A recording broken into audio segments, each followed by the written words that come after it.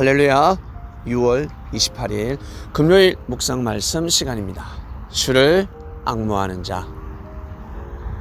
하나님의 일을 하는 사람, 하나님의 뜻을, 말씀을 가지고 와서 하나님의 일, 섭리를 이루는 사람들은 주를 앙모하는 자입니다. 일반 사람보다 더더욱 하나님을 그리워하고 사모하고 삶 속에서 믿고 순종하는 자들입니다. 그러한 마음 없이는 하나님의 뜻을 이 땅 가운데 실현시킬 수 없습니다. 그래서 독수리라고 하는 것입니다. 내가 동방에 독수리를 보낸다, 나의 모략을 이룰 자다라고 말씀을 하신 것입니다. 독수리를 통해서 계시하시는 것이죠. 독수리의 특징이 무엇입니까? 새 중에 제일 오래 사는 새, 70년 가까이 산다라고 합니다. 더 오래 사는 새도 있겠지요. 독수리 하면 위험이 있지 않습니까? 가벼워 보이지 않습니다. 참으로 권위가 있다라고 해야 되나? 야, 놀랍다, 무서운 새다, 위험이 있다라고 할 것입니다.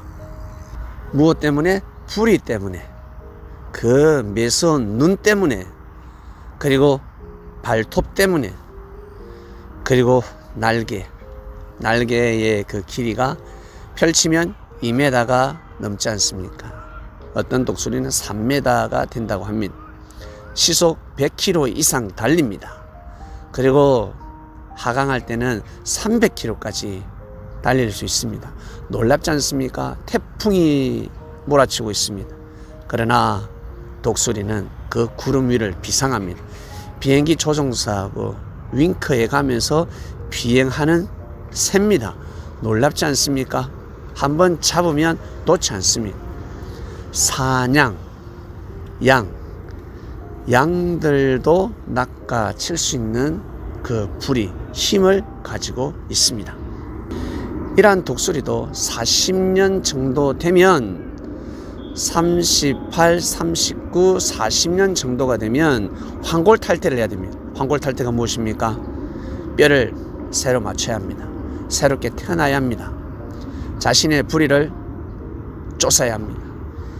돌에, 바위에 쫓아서 부러뜨리고 새로운 부리가 돋아났을 때 자신의 발톱을 뽑고 자신의 몸에 있는 깃털을 뽑아야지만이 가볍게, 가볍고 튼튼한 날개를 가지고 비상하는 것입니다. 이렇게 30년을 살 수 있다라고 합니다. 38, 39, 40년.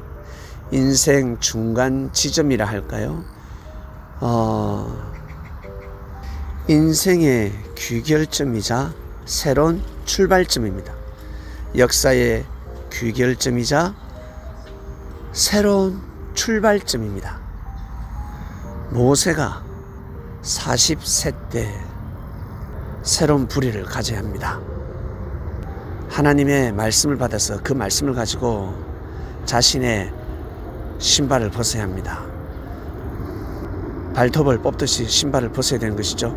거룩한 곳이니 신발을 벗으라. 원래 40세 때 그 말씀을 받았어야 합니다. 날개를 달고 움직여야 하는데 40세 때 그러지 못하고 40년이 지난 후에 80세 때 그러한 역사가 일어났습니다. 그리고 38년 된 병자가 있었습니다. 베데스다 연못에 38년 된 병자, 안전뱅이, 혼자서 고침을 받을 수가 없었습니다. 누가? 예수께서 38년 된 병자를 고쳐주셨습니다. 이는 그 개인이 아니라 이스라엘을 뜻합니다. 안전뱅이들, 하나님의 뜻길로 가지 못하는 그 시대에 수많은 사람들, 그러한 사람들에게, 민족에게 전달하는 메시지였습니다. 그리고 요시야 왕과 히스기야 왕이 있지 않습니까? 요시야 왕은 원래 죽어야 합니다. 아니, 히스기야 왕은 39세 때 죽어야 하는 운명이었습니다. 그리고 요시야 왕은 39세 때 죽지 말아야 될 운명이었습니다. 그러나 희비가 엇갈립니다. 하나님이 분명히 죽는다라고 했음에도 불구하고 히스기야 왕은 병상에서 벽을 보면서 창자가 끊어지도록 회개합니다. 자신의 죄를 자복합니다. 용서해달라고, 더 하나님의 뜻을 잘 세울 테니까 조금만 더 살게 해달라고. 결국 이사야 선지자에게 말씀이 떨어졌습니다.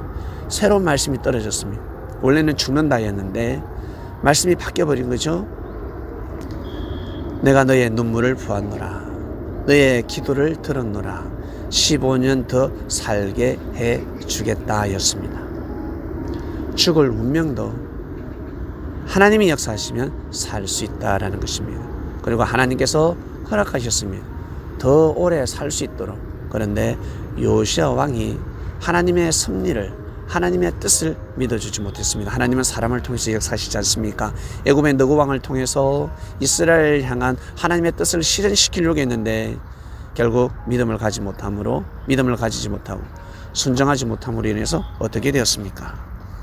변장하고 나가서 대적하다가 활에 맞아서 죽었습니다. 그리고 요셉이 나옵니다. 형들에게 고통을 받았습니다. 정말 원수가 되어버렸습니다. 그러나 요셉의 믿음은 잃지 않았습니다. 독수리 같은 믿음을 가지고 있었습니다. 아브라함의 하나님, 이삭의 하나님, 야곱의 하나님을 앙모하였습니다. 결국 어떻게 되었습니까? 꿈대로 이루어졌습니다. 사랑하는 그리스도인 여러분, 꿈을 꾸셨습니까? 계시를 받았습니까? 한 번도 아니고 두 번 받았습니까? 두 번도 아니고 세 번, 네 번 받았습니까? 그 꿈은 하나님이 말씀하셨습니다. 하나님의 약속입니다. 내가 너에게 약속한다. 그러면 우리는 믿고 가면 되는 것입니다. 믿고 꾸준히 그 한 길, 한 우물을 파다 보면 반드시 그 꿈이 이루어질 것입니다. 누구처럼? 요셉처럼. 결국 요셉 앞에 해달별이 빛을 잃었습니다. 해달별이 절을 하였습니다. 놀라운 역사지 않습니까? 그러다 요셉 나이 39세 때 형들을 맞이합니다. 형들을 감옥에 보낼 수 있었고 죽일 수도 있었습니다. 그러나 요셉은 그러지 않았습니다. 새로운 불의를 가졌기 때문에, 새로운 발톱으로 새로운 깃털이 있었기 때문에, 황골탈퇴를 하였기 때문에 요셉의 형들을 품어줄 수 있었습니다. 놀랍지 않습니까? 이게 남 이야기가 아니라 우리 개개인에게 해당되는 말씀입니다. 이번 주 말씀, 주를 앙모하는 자, 하나님을 그리워하고 사모하는 그리스도인이 되시길 바랍니다. 하나님을, 보이지 않는 하나님을 어떻게 앙모할까? 하나님께서 이루신 역사가 있습니다. 역사를 귀하게 여기고 소중히 여기고, 그리고 우리는 영혼이 있지 않습니까? 신령한 마음이 있지 않습니까? 이 마음으로 하나님을 그리워하고 사모할 수 있습니다. 사랑할 수 있습니다. 한번 해보시길 바랍니다. 기도 드리겠습니다. 하나님 감사합니다. 정말 저희가 하나님의 아들, 딸임을 인지하게 하시고 하나님을 사랑하게 하심에 감사합니다. 그리워하고 사모하게 하심에 감사합니다. 그리고 하나님을 대신하는 예수 그리스도를 사모하게 하심에 감사합니다. 그리워하게 하심에 감사합니다. 그의 말씀, 그를 통한 하나님의 말씀, 예수 그리스도의 하나님을 믿게 하심에 진심으로 감사함을 드립니다. 이번 주에도 저희들이 그의 말씀을 듣고 한 주간을 보내고 있습니다. 이번 주 말씀, 또 주일날 말씀 잘 받기 위해서 오늘 하루를 잘 보내게 하시고 주말을 잘 보내게 하소서. 예수님의 이름으로 기도드립니다. 아멘.